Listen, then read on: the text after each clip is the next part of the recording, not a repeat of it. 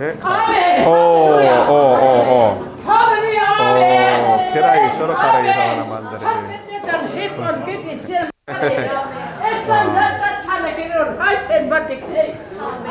Hallelujah. Amen.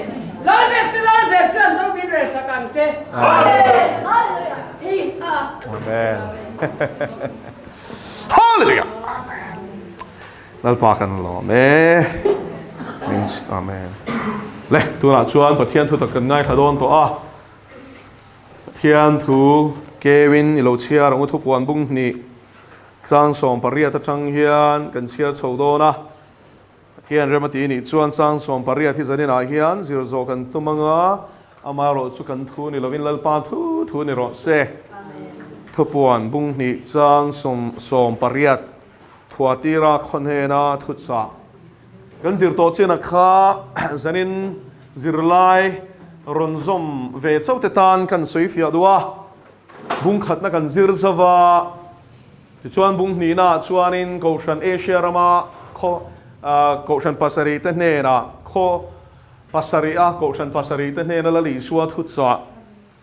zinga pathum kan zir zo to a FSC khwami te hne na thutsa te Smurna Goshan te hne na thutsa le Pargamos khone na thutsa hi kan zir zova zanina hian thuatira khone na thutsa kan zir chandon ani thian thu thiang limi chiarin longai thlang u thupuan bung ni chang som le pariat thupuan bung ni chang som le pariat tin thuatira khwa ko shan ho tir ko hne na chuan heti hian ziak ro thian fapa mit mei al ang neya ake pha te dar tlemi anga khan heng thu hi asuyani ithil ti te imangai zia te rin zia te rongbol zia te ichil zia te kashia ithil ti nung berte chu atir ammi ai khan anasa zok ti karshebok lalpana thu thiang lim kan sia te kan zata mal som ro se chang som pakwa kan sia thleng ta ni kha ale thuatira khwa Goshan ho ne na lali suwa thutsa a hi thuatira khwa Goshan ho vaktir ko ne na lalpa in a soi masa a chuan Goshan tin in vantir ko en kol tu wap tu ane ni ti hi ta tang hian lang chianga tharau khovel min phor chian sak em ani chu wangin le Goshan heng Goshan te hi zo hana Patmos thiar kara chanchin tha awanga atan laya Asia rama dingmek te anni ti kha kan shia ngai ani thuatira khwa Goshan ho tir ko hne na chuan heti hian zia ro ati ni tin heng thu zong hi tir ko zo han hne na hian lali swa hian in ziak turin atia le khabua ziak ro tin bung khatna soya tin khotin hne na thutsa hi ziak ro tin a soi zela pathian fapa ati ni pathian fapa chu lali swa Kristani hallelujah zanin a hian lali swa Krista hi pathian nung fapa ani ti hi siang u he thu tak hi mo setan hian a do em angai theilo ani chu Islam kan en chuan Islam hi Christian na vochetura setan din ani ti hi chiang takin siang u chu bidi kan zir line major religions kan zira sa khoshang shang chanchin general deba kan zir line Islam chung chang big kan ho tu pai kan zirti tu ina min zirti laya lalpa na miron shiat tirani achan chu Islam hi chu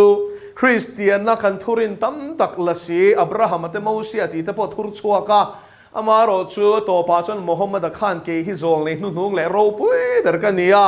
ke ma zo hi chuanin zol le dang rom to don lo ti ten aron soya chu wangin Islam hi chu Christian na vochetur le do dal tur shima setana din ania achan chu Muhammad kha mi pakhat ani ve maya mi ro pu ni lawa le khathiam po ni lawa e fasha rethei taka lian ania mania Korean nuina Muhammad shem muna a out home lalpa ina shiatir ang ron puan chon ka ngai thaka chuanin shem muna chana in chire ema lalpa min ngai dam ro hitingoi ngoya i chunu chuanin Korean tongin aron puanga mà sẽ langin nghe sắp trong khăn subtitle khăn ổn đáp với cái YouTube à hiện in hôm mấy thầy à lâu zong về xin là Korean pastor mấy chia xem muốn lal pai na à phần tir nghe cái sẽ là va Muhammad đã ao thọ mà khá ron pon xua cả chút tiếng in midang te suai sual ka tum ani lova nghe lar ka du ve a tu moni ka du ve a chu wangin khang kha phuat chop kan ni mai ani ti in na sat takin a in chhir thu chu shem muna an ngai sak mek line trap vonin rak nuwa chungin aron puang chua ka ni rap thak khop mai kha pastor nu kal tlang khan a in puan na kha rap thak ani chu shem muna pathian du lo zong ti tu te ngai saka nom dan tur thom ani chu tra le ha thia la ti kha chu wangin chu Muhammad chuarin I swahi pathian fa pa ni ti tu chu tha tur ani alo ti ni chu mo chu wain pathian fa pa ani na hi chiang takin bible in min shila mel ma pa setan ai ro chuarin chu chiang takin a do dal ve thung ani pathian fa pa mit me al ang ne ya ati ni pathian fa pai ngang mo mit me al ang ne ya chu thu puan bung khata lali swaro puina in thua ma tir ko zohana ne na patmos clear kara a chan chin tha awanga a omme ka tan mek lai an ne na a in puan dan a in lan dan ani ya amit chu me al ang ani ati ni amit chu me al ang ani lal pa chu fakenom ro se enge chu na entir amitin mu mai anei lo ti na ni lal pa chu fakenom ro se kan lal pa mit me al ang chuan eng ma mu mai nei lova chu me al ang mit ne ya pathian thu tak pathian fa pa chuan ni khat chu kan zawa yan ro min la rel sak don ani a thu oi lo ram huai van tir ko tlu cheto te nen hian chu van sanin a hian chung te rong bol tu po chuanin ram huai rong bol ho po chu huna chuan la pai vek don ani sanin a hian chu chiang takin siang u chuan setana rong i lo bol ve khanglang ani chuanin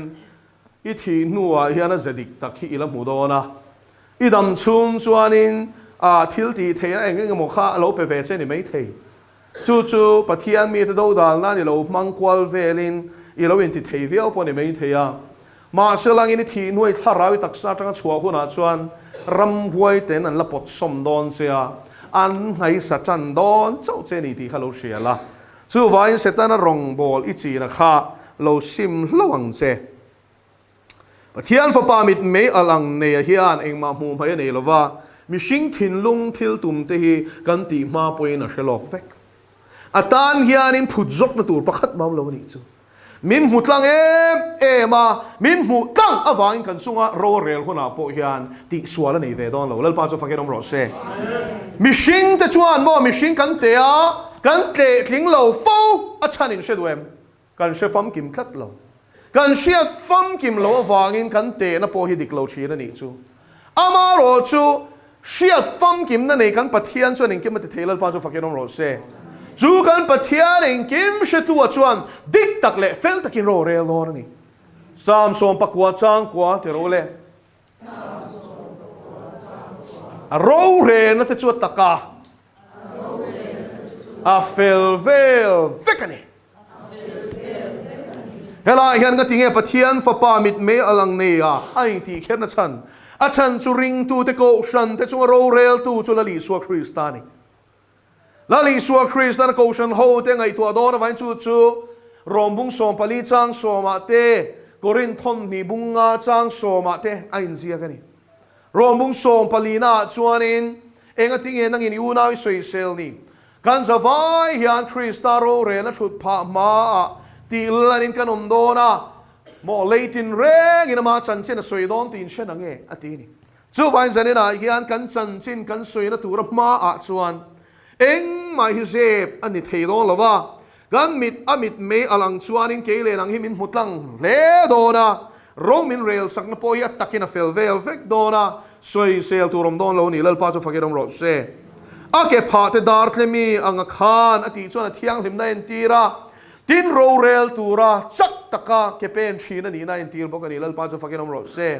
chu dar tlemi ang kenei kan lal pa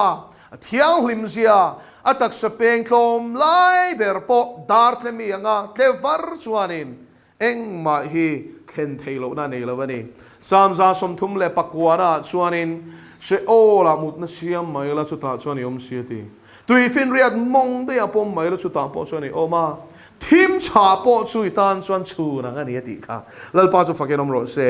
go na te lalpa ina khen thei lo na hunom lo ti hi siang o eng thu hi a soi ni eng thu nge soi le pakhat na I thil ti te eng mola li suwa hian a hriat kan thil ti te a hria ni lalpa chu fakenom ro se kan thil ti te hi lalpa hian a hretek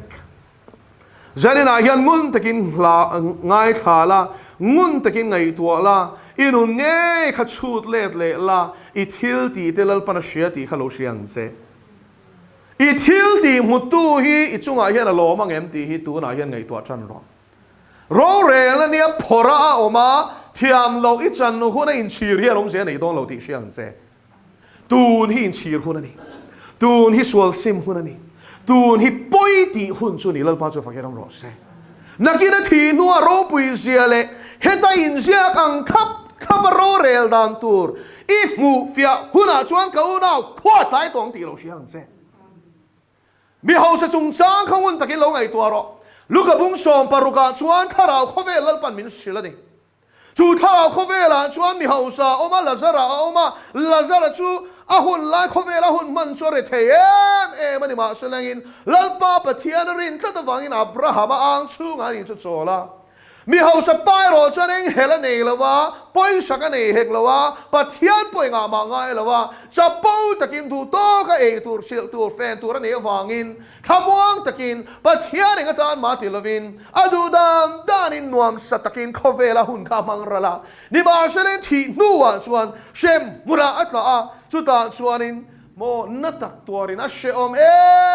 mani kanna mani ti top kha anani dro chu mai poni lo khovela una panga mang boka pathian ngai sak lo a na shem hun rap thang lu tuka ron kal ve nge tur te kha ave ma shemo zanin ain ka shil du che chumo eng ang point shem mun atang khan vein ka kal na mula yan khongai takin local ve su o tin shil chak ma se tu man shem mun atang in chumi ringot choi tur po chonan chwa phal lo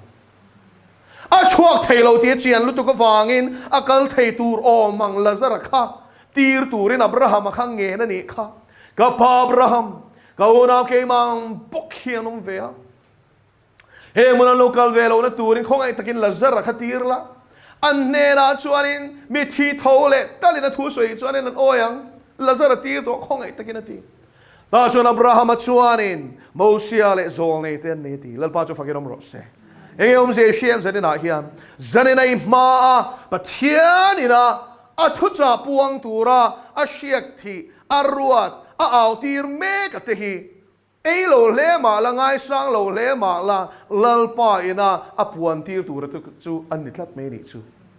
he ngang mai hilal pa la puan ti zel don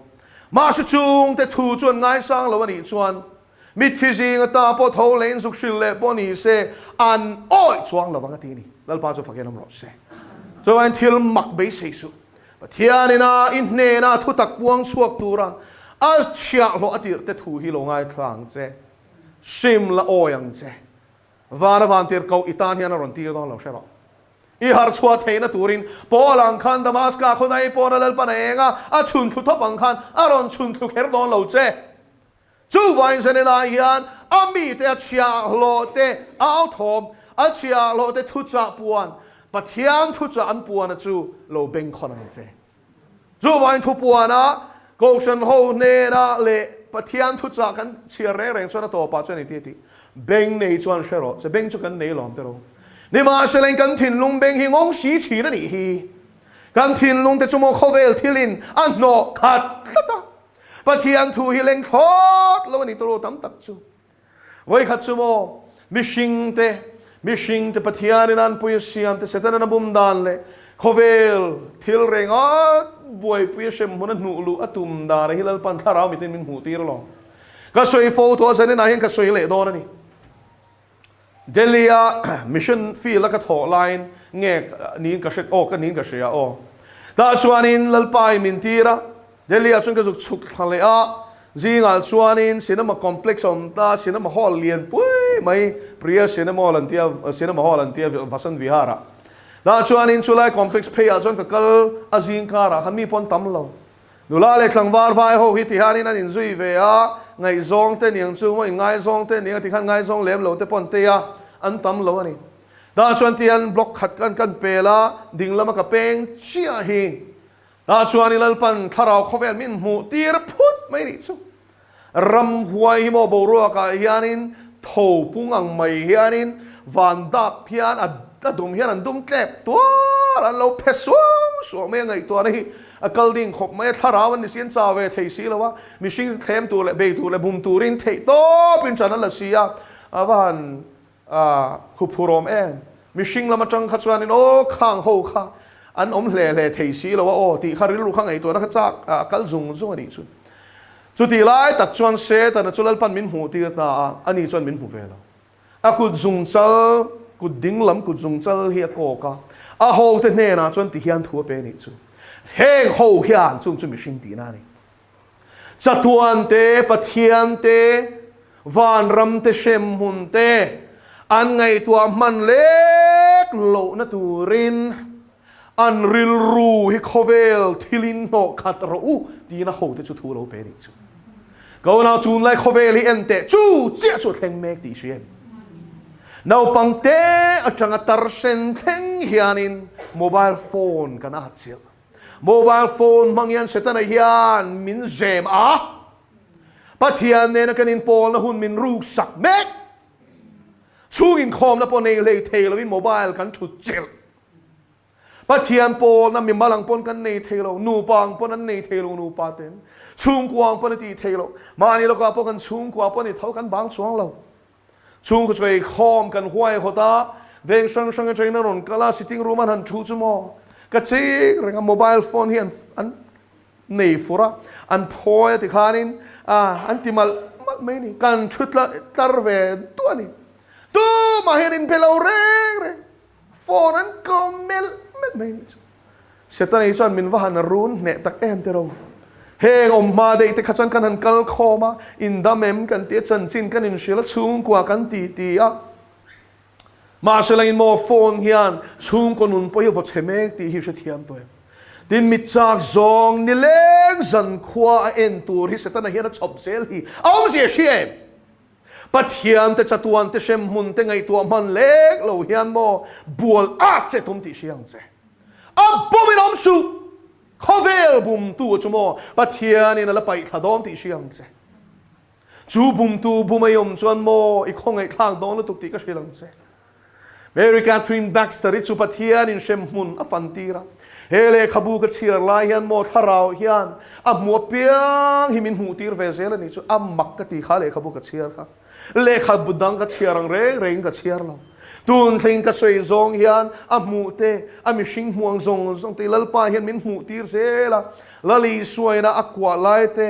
khang zong akut a chel lai te engkim mai lalpan min hu tir zela ni an fan a piang mai kha ta chuan mo rap tha ka te mai chu Peter kum sum riat mi shem huna chuan mu ni chu engtinga kumisia the ka shelo te mo engtinga sia the min ti chuan ke pon ka shebi lo ma selangin he ta hin kum sum riat ani khovel kum athi kum ani chu kum sum riat atling to ta chuan mit ko te hi akorung maya shem hun mei chuan an hliawa ati sa chu hei machine ti sang chia khanin vunte ti sa te abeta ma sanin chu shem mun me la liao khanin asorati ra chuan sornua chuan tuya atuirala aru atang chuan luru atang ten amit enge amit ko chung amit om te kha atuiral te ka korong te ka ati sa zong song chu tuirala aluang thangui ngoya ti chuan chu tianga me na a liao ati sa zong song asor ral vek nuwa chuanin ati sa chuin siam thale a mei chuan a ron ur thale a ati ra tangte in ati sa chu ron kang fai le a ral le veka chu tiang chuan a ral nuwa chuan mei chuan a ron ka ain siam thar le veka tak ti sa kha ti chuanin tharau tak sani a vai an thi thei lo ani chu tiang chuan mo chun le zan ngai saken na mani zanena hian mo shem hun hil ho na chang I shelo ani chuan setan na bum che ti ka shil du che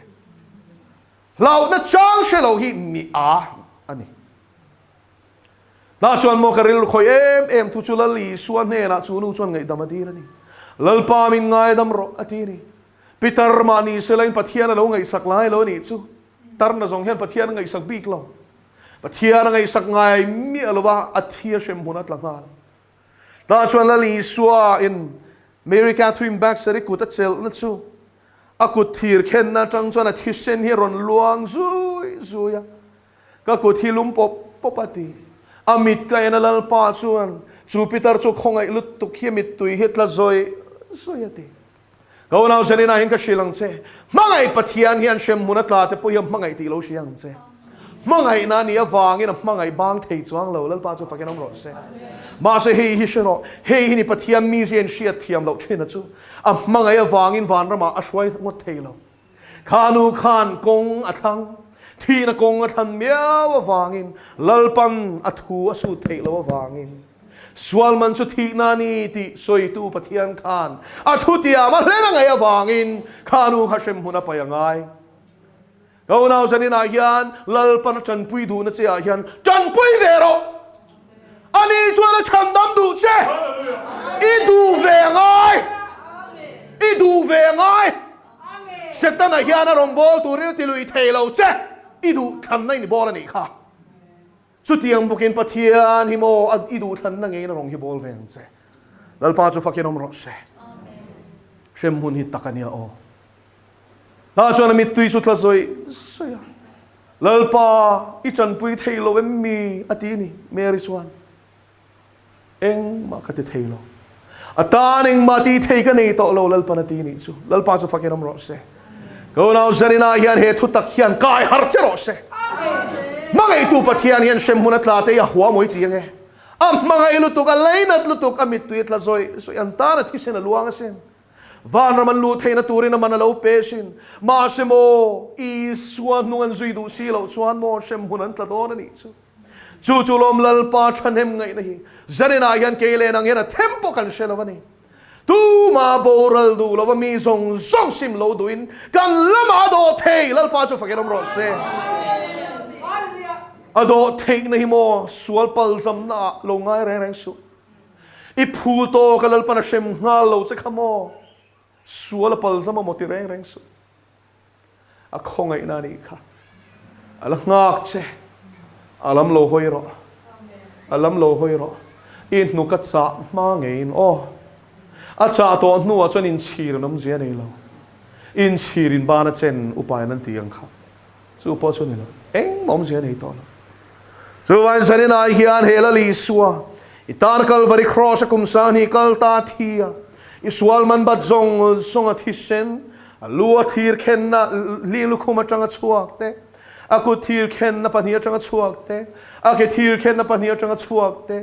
nung zang voi som thum pakwan lap na changa ron luang chuak le amna ka fe an chun na changa tuile thisen a far top khenga nang le ke mi sual ten sen lar to sen du kanga duk chur to sil fine tu ran luang a chu I thiang hlem na le ka thiang hlem na chur ani chu thisen a lo chon mi sual hi fai thailo ti lo siang se zona thon khat bung khat chang sari ti ro le thon khat bung khat chang sari ama chu enga a omangin ke ni po enga kan ni chuan kan in pol tlaga tin a fa pa Isua Krista thisenin kan sual zong min tlen fai sak chi na ni lal pa chu fakenom ro se in moi sual tleng fai Isua thisenin Calvary cross a far to khangin I fai na turin lo luang to lal pa chu fakenom ro se chu thisen Calvary cross a itana far to khenga isil I fai na tur ta na lo luang to chu zarina hian I sual similarly sual ring la chu thisen chuan moi sual khasil fai hala vurang in lo var le thei ni ko na beram mulangin I thiang lim le thei ti lo siang che mà sẽ mò chú thiang lim na chang tu chuan ti thiang lim na chang tu chuan Israel te simin Israel pan ve ngai hallelujah lalpa chu fakeram ro se lalpa na thu kan soi tak te kan za tan mal som ro se thian mua ku ni tong chai o hallelujah amen ro pui na te choi mo na te lal na te thu nei na te cha tuan ta cha tuan thling ni ta ni lalpa thui soi le ta ka mai lom thu kan shil che Isu thurun soi je lang che kan ngai thla e kapa zani nai kan ne nai thu cha soi he va poi mo te lu e tu ma kan bo rali du lo ni ma se lai lalpa du than na min pek miao awangin du min than sak thei bok si lo ni hi lalpa thi na kan than miao chuan mo mangai tu po hian min chan dam thei lo